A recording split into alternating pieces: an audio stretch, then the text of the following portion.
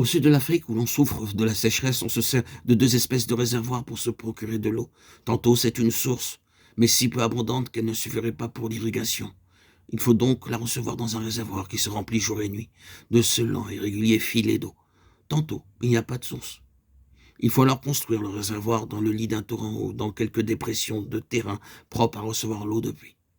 Dans les moments d'orage et de forte pluie, il se remplit rapidement en 2 ou 3 heures. Mais l'eau s'y précipite parfois avec tant de violence que ce n'est pas sans danger s'il ne pleut pas. Il peut rester vide pendant des mois et des années.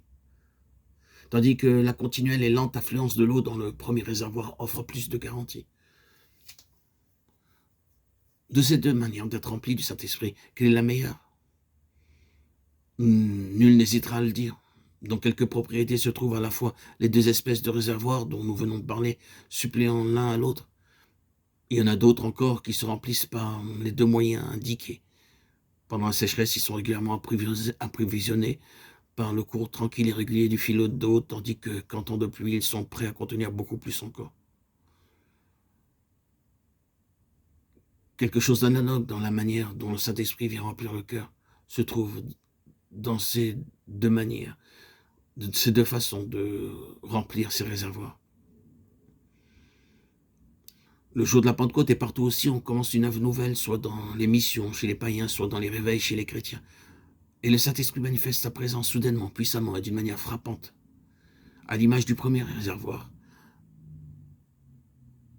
Impossible de ne pas reconnaître sa puissance dans la joie et l'excitation qu'apporte aux âmes le bonheur d'avoir trouvé le salut. Mais pour ceux qui le reçoivent ainsi, il y a des dangers.